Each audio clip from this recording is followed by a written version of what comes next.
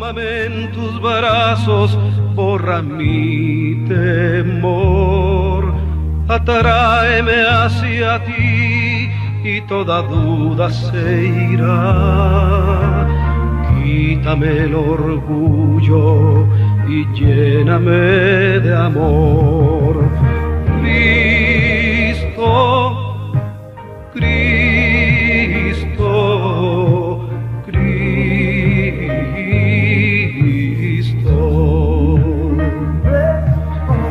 Padre, Padre, Padre.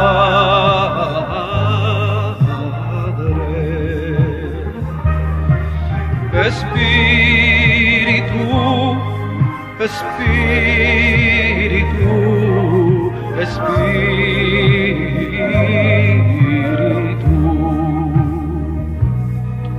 te invito a que tu vida entregues a Jesús. Permite que tu alma sea llena de Él. Permite que sus brazos hoy extienda hacia ti. Él quiere que tú reines juntamente con Él. Cristo, Cristo,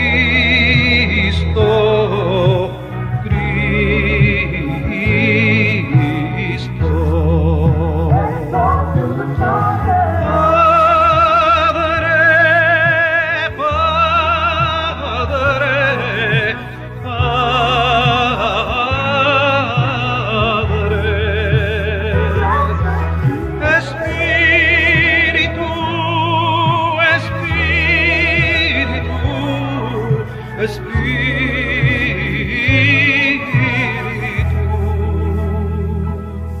Muy buenos días, mis hermanos, amigos, en la preciosa fe de nuestro Señor Jesucristo, a quien agradecemos la redención tan preciosa que obró en favor nuestro. Gracias a nuestros hermanos que hacen posible que se escuchen estas transmisiones. Que el Señor les bendiga. Así que con toda nuestra expectación de ser bendecidos, participamos en estas reflexiones que han sido tan intensas, tan profundas por parte del apóstol Pablo, que vivió unas jornadas verdaderamente conflictivas con una de las iglesias más bendecidas, más enriquecidas, porque así se los dijo: en todo estáis enriquecidos. Pero una iglesia que le dio bastantes conflictos al apóstol. Y fue así porque era una iglesia que se preciaba de ser muy abierta, que es un término muy común el día de hoy. Es que hay que estar abiertos. Así como no, ábrale usted la puerta al error, ábraselo, conviva con medio mundo. Yo creo que la Escritura es muy clara en que tenemos que ser excluyentes, ser selectivos. Lo he mencionado y la Escritura dice que no hay comunión entre la luz y las tinieblas. La Escritura dice que si otro trae otra doctrina, no le digan bienvenido, no lo reciban. Eso lo establece el apóstol Juan en una especie de no a la cortesía ministerial, porque luego se dice es que pues por asunto de cortesía, no señores, ni por asuntos de cortesía ni por asuntos de ninguna especie se puede dejar que la fe gloriosa que nos regaló este evangelio quede a manos de aquellos que odian el evangelio, de aquellos que lo van a traicionar. No puede usted dejar el rebaño en las fauces de los lobos feroces de la fe. Así que esta fe, dijo Judas, hay que defenderla ardientemente, es decir, con vehemencia, con audacia, haciendo a un lado intereses y haciendo a un lado pues la buena imagen que tengan de usted, porque cuando usted entre en defensa de la fe, pues va a ser considerado como una persona que siempre va en contra de todo. Pues que así sea, pero no vamos a permitir de ninguna manera, y vamos a luchar hasta donde nos alcance la vida y nos alcance el entendimiento y los recursos para defender esta fe que costó la vida de nuestro Señor y Salvador Jesucristo. Así que bueno, yo creo que con estas aclaraciones nos estamos dando rumbo a esta que es la segunda carta, porque fue necesario que les escribiera 2 cartas para poder corregirlos, y que yo siempre decía, en realidad se corregirían. Bueno, creo que hay muchas razones para pensar que esa iglesia sí fue rescatada, y es el término que estoy usando. Una iglesia que el apóstol Pablo tuvo que rescatar de las manos de quienes, de las manos de los falsos apóstoles, de los falsos maestros, de los judaizantes y de las manos de hermanos de la iglesia de Corinto, que formaron un grupo de choque contra el apóstol y que incluso habían mostrado una gran hostilidad.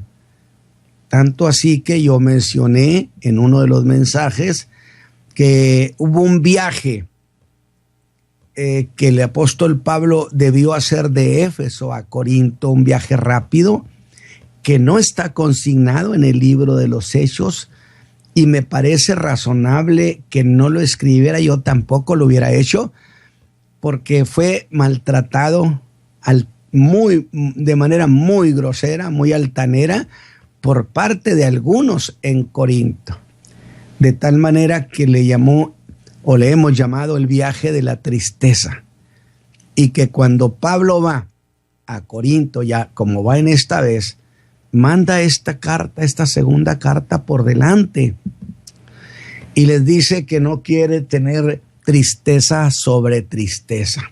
¿Cuál tristeza? Pues la que tuvo en ese viaje relámpago, y ahora que va de nuevo no quiere que se acumule tristeza, porque él va decidido, con el ánimo resuelto de ejercer la autoridad que el Señor Jesús le ha otorgado. Así que, mis hermanos, así estaban las cosas, pero ya que vamos casi en la recta final, dije en la enseñanza pasada, hablé del capítulo 11, versículo 22 al 23, para señalar que estas gentes echaban mano de cualquier cosa con tal de desacreditar a Pablo. Habían dicho que no era apóstol, que no tenía autorización de allá de Jerusalén. Si Jerusalén no llama a los hombres al ministerio, el que llama es el Señor Jesús. Pero es que así quisieron manejar las cosas. Si Jerusalén no lo autoriza, entonces él no tiene ningún derecho. Era un derecho soberano, un decreto, que uno de los mensajes dije que en el griego significa: Dios me invitó a ser ministro de su Hijo Jesucristo, y me invitó por mi nombre. Así que yo soy el apóstol Pablo, dice, por voluntad de Dios. Y aún queriendo desacreditarlo, echaron mano de todo. La pelea era feroz. Echaron mano incluso de que él no lo consideraban más que un extranjero, porque no había nacido allá en Judea, nació acá en Asia Menor, y por consecuencia no conocía el hebreo, y que qué derecho tenía a tratar de interpretar las escrituras cuando que era un neófito, un ignorante del idioma sagrado. Dice, ¿hasta dónde se fueron? Es decir, se agarraban hasta de un ala de mosca. Sin embargo, esta segunda carta, va adelante. y esta carta es leída. Mientras el apóstol viene de Macedonia rumbo a Corinto, esta carta está siendo leída. De tal manera que yo quiero pensar si es que estaban ahí estas gentes, la cara que pusieron y la sorpresa que se llevaron también los hermanos de Corinto, que en una iglesia, dije, la clásica gente que dice: nosotros estamos abiertos a todo mundo. Esta es una cuestión de alto riesgo. Y entonces el apóstol nos lleva ahora al capítulo 12. En este capítulo 12, el apóstol va a coronar su defensa, diciéndoles sus experiencias.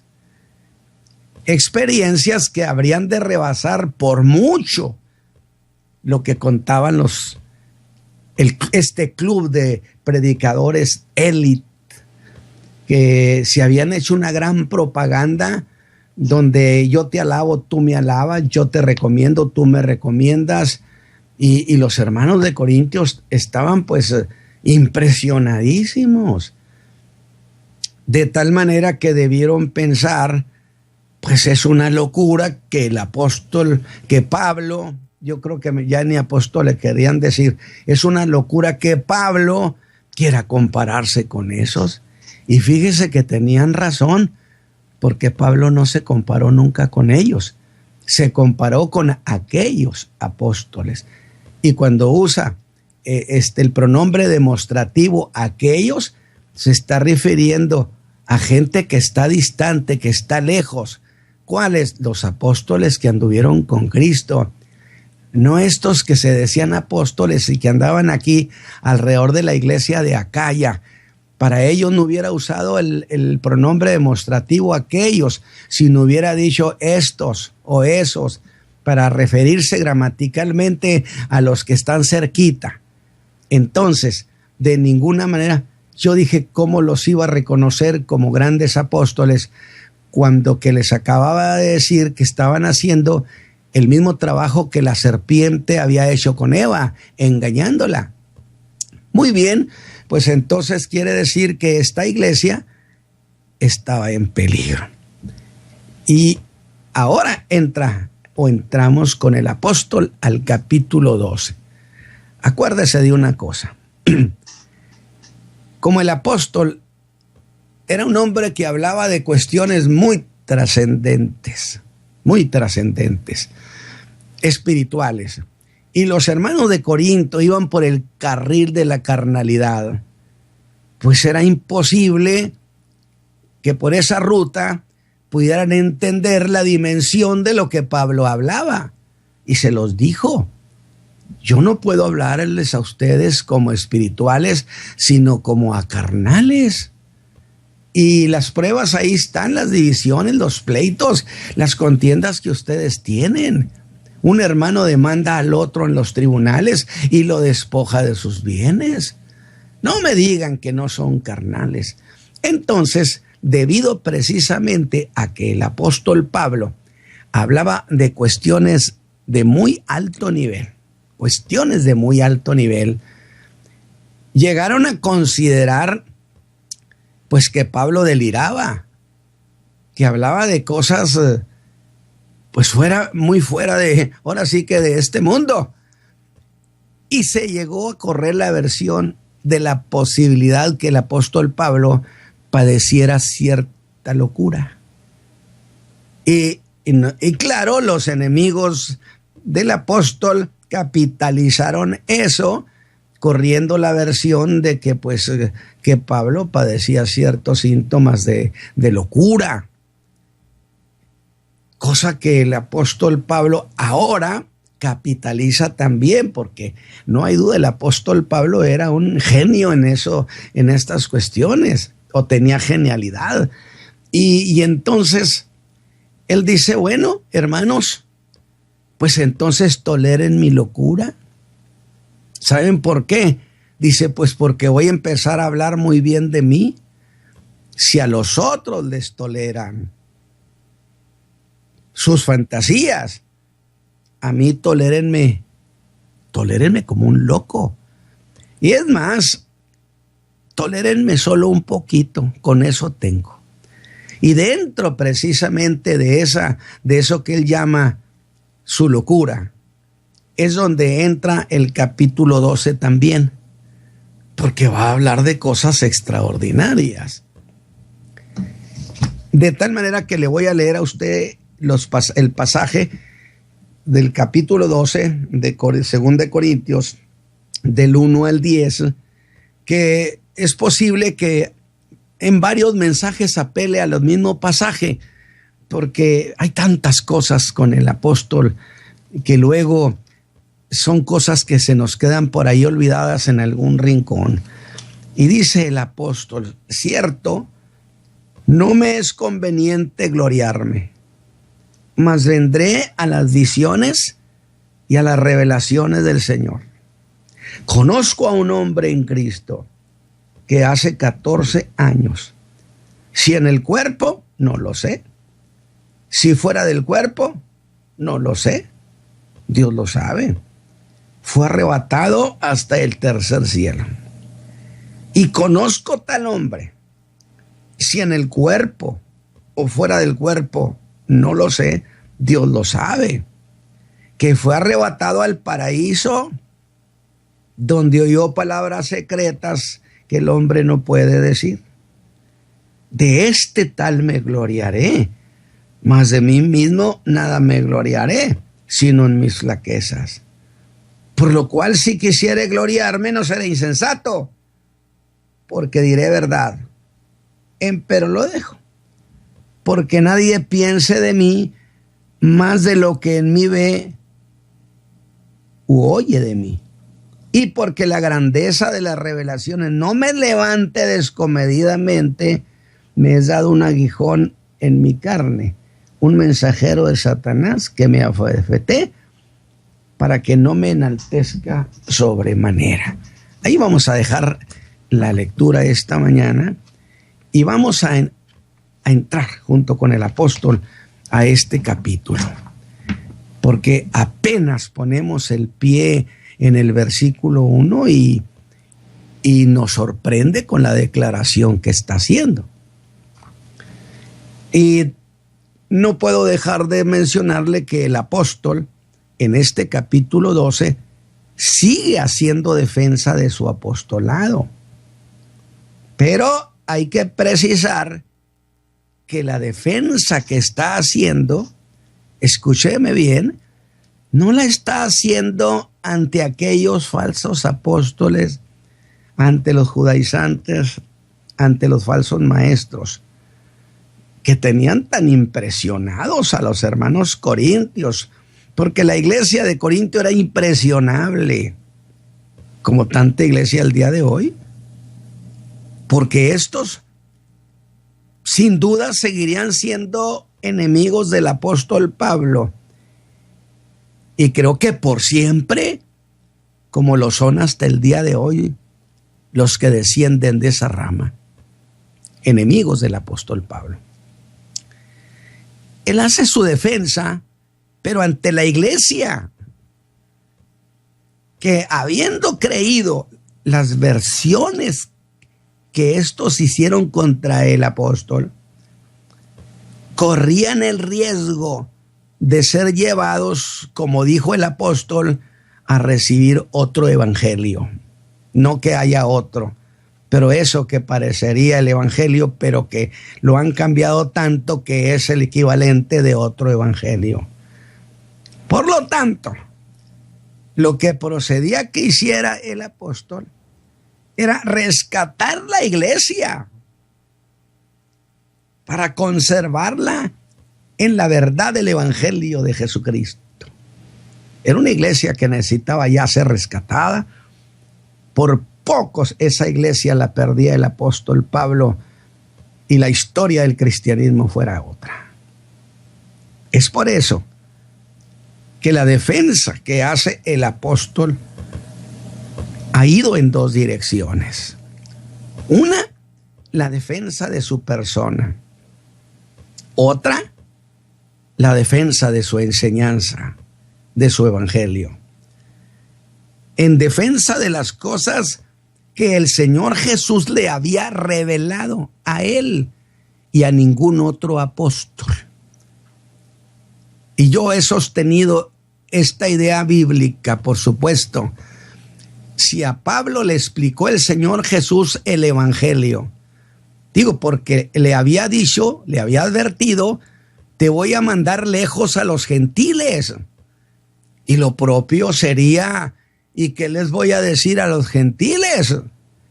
¿Cómo les voy a presentar tu evangelio? Necesito entender lo que significa este misterio. Y entonces el Señor Jesús le reveló el misterio. En otras palabras, le explicó, le puntualizó las cosas fundamentales del misterio de la piedad. A nadie más, a nadie más. Por eso los apóstoles al principio anduvieron batallando para entender a Pablo, para entender el evangelio, mejor dicho. Pedro y Bernabé andaban despistados. Santiago creo que nunca agarró el rumbo. Sin embargo, el apóstol con toda precisión, porque el Señor Jesús le enseñó a él el evangelio, y a ese evangelio yo le llamo evangelio de precisión. ¿Por qué? Porque Pablo era un hombre capaz de entender las cosas más complicadas. Estaba impuesto a dilucidar las cosas, de tal manera que el Señor dijo, instrumento escogido. No solamente va a entender el evangelio con profundidad, sino que va a ser capaz de explicarlo. Entonces yo digo, ¿qué andan haciendo ustedes, señores judaizantes, queriendo explicar lo que a ustedes el Señor Jesús no les explicó? Entonces, la defensa que hace el apóstol Pablo es muy razonable. Miren, la estrategia de estos falsos maestros consistió principalmente en desacreditar su apostolado. Afirmaban que Pablo no era apóstol y hasta le sugieren a la iglesia que le pidan cartas de recomendación. Desde luego, cartas de recomendación de Jerusalén, donde a estas alturas la enemistad y desconfianza contra el apóstol era ya muy significativa. Había pasado por toda gama de infamias como ignorante y por consecuencia deficiente enseñador. En Jerusalén decían que andaba enseñando contra Moisés y contra la ley. Cartas de recomendación, dijo, pues ustedes son mis propias letras, hombre. Hasta esta última del capítulo 11, que no era hebreo, que para los hijos de Israel no era más que un extranjero que había nacido fuera de Palestina, que había nacido en Tarso, en el Asia de Menor. Es muy interesante entender el tejemaneje de estas cuestiones, que hablaba solo el griego y por consecuencia un desconocedor del hebreo, que era la lengua sagrada. Por eso Pablo lo sorprendió en Jerusalén cuando lo sacaron para investigarlo allá con el tribuno, y que la multitud gritaba, y cuando Pablo empezó a hablar en hebraico, todo mundo se cayó, porque era el lenguaje sagrado, y cuando se usaba el lenguaje sagrado había que callarse. De tal manera que hasta un asunto idiomático echaron mano estos para desprestigiarlo. Ahora usted quizá diga, hermano Ramos, ¿y eso qué tiene que ver? Bueno, en que ese supuesto de que no conocía el dialecto sagrado quedaba impedido para interpretar las escrituras. Por lo tanto, a causa de su deficiencia idiomática, sus enseñanzas necesariamente eran deficientes. Eso decían los críticos. No tendría sentido que Pablo sacara a colación eso si nadie había hablado de eso. Y por eso, frente a ellos, pues Pablo estaría en desventaja, dijeron. Y toda esa versión la creyeron los hermanos de Corinto. De ahí que pensaron que frente a estos tan grandes apóstoles, gente tan ilustre, pues el apóstol no tenía nada que hacer. Pero vea cuál era la propuesta de ellos para sacar a Pablo de la vida de esta iglesia de Corinto. Pues que para suplir lo que faltaba al evangelio de Pablo, pues para eso estaban ellos, los judaizantes, que yo he dicho, ellos no son evangelizadores, ellos llegan con las iglesias que ya le costó trabajo a otros, para enseñarles las cosas, creyendo que Moisés estaba en desacuerdo con las tesis de Pablo. Pero la sorpresa que se llevaron fue que el apóstol no padecía deficiencia idiomática, pues resultó ser un verdadero conocedor del hebraico, el idioma sagrado. ¿Era eso lo que significaba cuando dijo que él también era hebreo? Son hebreos, dijo, yo también. Pero para dejar esto más claro, voy a decir lo mismo, pero de otra manera. Y sería preguntar, ¿hablan ellos el lenguaje sagrado? Pues yo también lo hablo.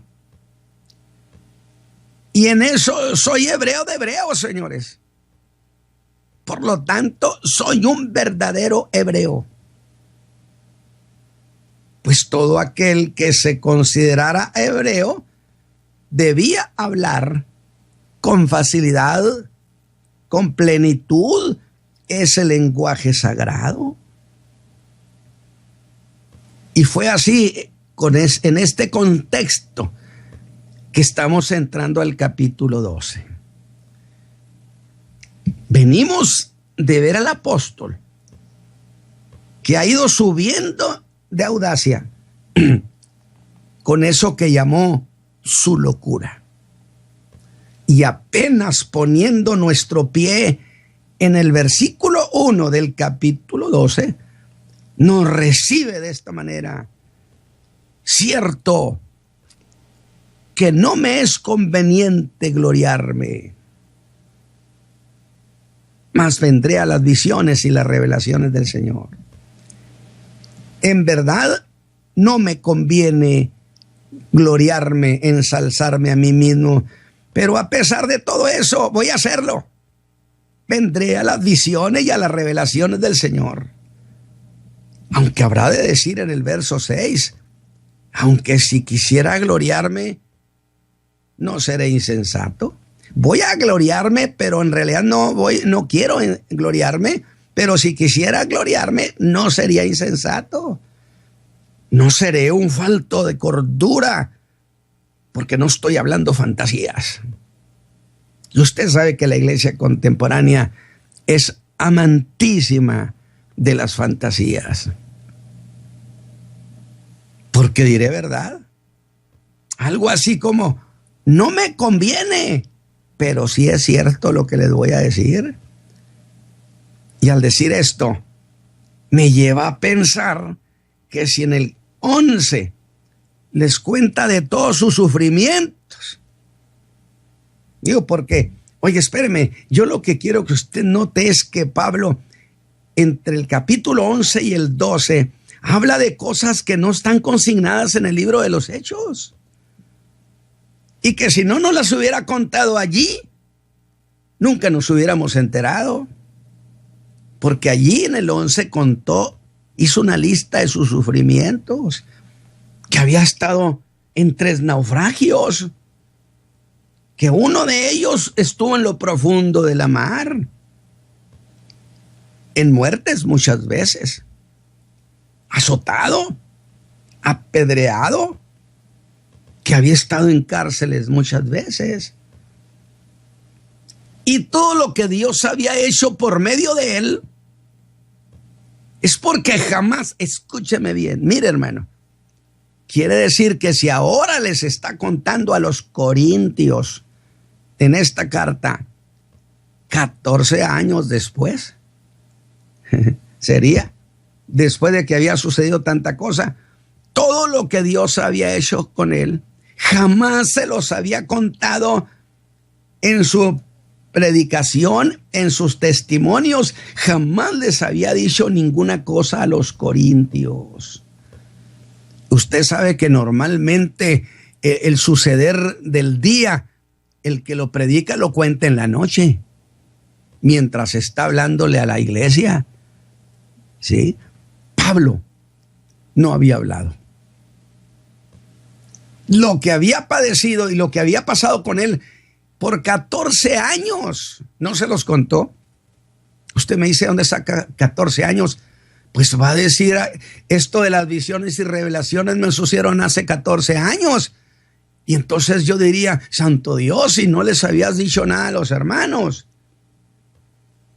Podía haber hecho muchos libros, recorrer iglesias, iglesia por iglesia, contando esto. Y hubiera sacado un dineral. Porque usted sabe que la moda es, tuve una experiencia, la cuento en un libro y la voy proponiendo en las iglesias, predico y vendo. En fin, que esas experiencias son muy explotables. ¿Ve lo que estoy diciendo? Y donde hay el riesgo de hacerlo para ganar imagen de grandes hombres de Dios. Es decir, cuando usted tiene experiencias de cierto nivel y usted las cuenta, no deja de haber allí un ingrediente de ser visto, de que su imagen sea creciente y ser visto como un gran hombre de Dios, hasta convertirlo en materia de mercadeo de la fe. ¿Estoy equivocado? ¿Usted qué dice? Y yo no estoy en contra de que alguien escriba sus experiencias. Y sería muy propio si le preguntáramos, ¿y por qué no testificar todo eso, Pablo? ¿Por qué no testificó todo eso? Quiero que vea este verso 1, donde establece que aunque son cosas muy ciertas, el apóstol nos ha dicho que hay cosas que son legítimas, pero que no conviene decirla. Y yo diría, oye Pablo, entonces esto de las revelaciones y que fuiste al tercer cielo y al paraíso era de las cosas que aunque eran ciertas y muy lícitas, no convenía que las contaras en la iglesia. Escuche cómo responde a esa pregunta en el verso 6. Dice, pero lo dejo, es decir, todo lo que he testificado, prefiero dejarlo oculto. Y esta es una de las cosas que le conviene, de las que no le conviene gloriarse. Y no las digo. Mire esto, pero ¿por qué, hermano Pablo, no las quiso contar? Para que nadie piense de mí más de lo que en mí ve y de lo que oye en mí, no de lo que yo les cuente. Oiga, qué bárbaro golpe ha dado. Sí, va conmigo. Para que nadie piense de mí más de lo que en mí ve y de lo que en mí oye. No de lo que yo les cuente, porque puedo contarles historias muy fantasiosas. Piense esto. No rodean de alabanza o no se rodean de alabanza aquellos que cuentan haber tenido profundas experiencias con Dios y que entonces a causa de eso muchos se convierten en sus fans, en sus seguidores. El apóstol decidió que él no debía ser obedecido ni amado por ninguna de las cosas que había vivido en su ministerio y que a los hermanos no les constaba, que solo quería que se apoyaran en lo que hubieran visto en él y en lo que hubieran oído, no de lo que él les hubiera contado, porque podrían ser engañados. Para que nadie piense de mí más de lo que en mí ve u oye de mí? Ustedes, corintios, deben verme solo como un apóstol de Jesucristo y no como un predicador que haya hecho su fama por los milagros. Pues si por haber sido mordido por una serpiente venenosa, sin recibir daño alguno, la gente creía que yo era un dios. En el libro de los Hechos, capítulo 14, 12 al 13. ¿Qué hubieran hecho ustedes, corintios, si hubiera publicado aquellas visiones y aquellas revelaciones, si se las hubiera contado? Hubieran hecho de eso, por supuesto, una fama del apóstol Pablo. Hubieran impresionado. Pero no quiero eso, dijo Pablo. Quiero que me estimen de manera sencilla por lo que ven en mí. ¿Cómo está usted asimilando esto? No me diga que eso de contar cosas, que experiencias espirituales, no se ha convertido en el foco de atención de muchos predicadores, donde exaltan la experiencia, la levantan, la ponen en alto. Por supuesto que entonces ellos también se ponen en alto.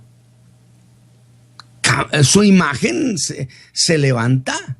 Son vistos como, oiga, si yo digo que yo fui al tercer cielo, pues cuántas cosas van a pensar los hermanos de mí. Y casi van a hacer un culto de mi persona. ¿Está conmigo? Y Pablo dice, no. Cuidado, señores predicadores, con andar llevando a la iglesia al mundo de la fantasía, o bien, aunque sean verdades, cuidado con hacer que la iglesia se fije en estas cosas y les cree una imagen por eso. Solamente los creyentes deben ser con pies en la tierra, que solamente lo que vean en el predicador y lo que oigan de él, o mejor dicho, lo que vean en mí, lo que oyen de mí, eso es justamente por lo que deben juzgar, no por lo que yo les cuente. Vea la sutileza que hay en esto. Que me estimen por lo que ven en mí. A mí se me hace que esta es toda una enseñanza para la iglesia contemporánea. Porque como oigo por todas las versiones que viene fulanito, manganito, perenganito, y este hombre creo que acaba de ir al infierno mismo y allí vio a fulano y vio a este otro, o de ahí. Y luego la gente corre. Pablo dijo, no hagan eso. No hagan una especie de culto. Que estimen lo que ven en mí por las cosas que hago aquí entre ellos, por mi conducta. Que vean cómo me manejo, cómo vivo entre ellos, en el cómo las hago. Por eso, de lo que oyen de mí, sería que me valoren por las enseñanzas de vida que les he entregado. Miren, hermanos, esta es por eso yo dije que esta carta a los Corintios más bien pareciera que el Señor quería dejarnos un instructivo de las 1000 cosas que la iglesia puede padecer. Una especie de catálogo. Miren, esto que pasó en Corintio, aquí, es lo mismo que pasa el día de hoy. La iglesia está corintianizada. Los corintios jamás hubieran esperado que ese hombre que menospreciaban, que decían que no tenía presencia, que no tenía elocuencia, que en realidad no valía gran cosa, ¿cómo estarían en este momento leyendo la carta? No esperarían jamás que hubiera vivido semejantes experiencias. Y nunca les hubiera contado. Y entonces yo diré en otro mensaje, cuánto les agradezco a ustedes, hermanos corintios, por lo que hicieron, de obligar a Pablo a que nos contara lo que de otra manera no nos hubiera contado. Gracias, corintios. Mire, hasta en eso tengo que darles gracias. Puedo decir, según veo Corintios, yo sé de Pablo más que ustedes. Ahora piense, mientras esta carta es leída, esos superpredicadores vistosos, si estaban allí, debieron empezar a verse chiquitos, chiquitos, como esas caricaturas donde se hace como papelito y se sale por debajo de la mesa, a los ojos de los corintios. Y no creo que estuvieran allí cuando el apóstol Pablo llegó de nuevo a la ciudad de Corinto. Yo no creo que se quedaron para esperarlo en lo que llamó esta tercera vez. Pero voy un poco más a esto, del por qué guardó todo ese secreto. Es que no quiero ser estimado por el informe de una experiencia espiritual. Porque, mire, contar experiencias espirituales profundas tiene su manera de que la iglesia sea edificada y que la iglesia no se vaya por la fantasía, porque luego muchos quieren ir al tercer cielo. Fíjese, si Pablo nomás dijo, si hablara lenguas angelicales, y no dijo que las hablaba, sí las hablara, que es un caso hipotético. Muchos creyentes me han dicho, hermano, ¿cómo le hago para hablar lenguas angelicales? Pues no sé, le digo, porque yo sé que cuando los ángeles han venido a hablar con los hombres, han tenido que hablar en el lenguaje de nosotros. Y si vienen conmigo y con usted, tendrán que hablar el español o el inglés. Él quería ser valorado por su entrega laboriosa al servicio del Evangelio de Jesucristo. Pero sé que usted puede pensar, hermano, ¿y dónde quedaron los versículos del 1 al 5, que son antes que el 6? Bueno, estilo muy mío, que me los brinqué. Pero tendrá que haber alguna razón. Así que le hago caso y sí, nos regresamos a esos versículos y vamos primero al verso 1, que es lo que vamos a alcanzar por lo pronto. Por eso dije, son varios mensajes sobre este mismo tema. Al que digo que Pablo le puso como encabezado, no me es conveniente gloriarme, mas vendré a las visiones y las revelaciones del Señor. Visiones y revelaciones del Señor, dirán. ¿No sabíamos eso? Dirían los corintios. No sabíamos. ¿Cómo el apóstol Pablo ha ido al tercer cielo y de allí al paraíso? Los falsos apóstoles tampoco sabían que Pablo había tenido su experiencia. Así que empezó sorpresa tras sorpresa. Porque es maravillosa las experiencias que se pueden tener en Cristo, pero los ministros o los que tienen experiencia profunda deben ser muy juiciosos. Habló el apóstol de lo que ha pasado en la tierra, pues ahora está hablando de lo que ha pasado en el cielo.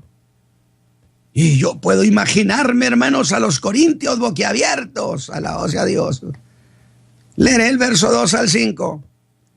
Conozco a un hombre en Cristo que hace 14 años, y de inmediato pienso, ¿y apenas lo vas diciendo, Pablo? ¿Qué le parece? Por 14 años se cayó. Les sabría decir, ustedes me constriñeron, me obligaron a que dijera esto. Estoy haciendo defensa de mi apostolado. Si en el cuerpo no lo sé. Él está echando todo para defender su posición como apóstol y su evangelio. En el cuerpo no lo sé. Si fuera del cuerpo no lo sé. Dios lo sabe. que fue arrebatado hasta el tercer cielo. Y conozco al hombre, si en el cuerpo o fuera del cuerpo, no lo sé, Dios lo sabe, que fue arrebatado al paraíso, donde oyó palabras secretas que el hombre no puede decir. De este tal me gloriaré, mas de mí mismo nada me gloriaré, sino en mis flaquezas. Allí nos vamos a quedar esta mañana con este mensaje, con esta, oyendo al apóstol Pablo contar.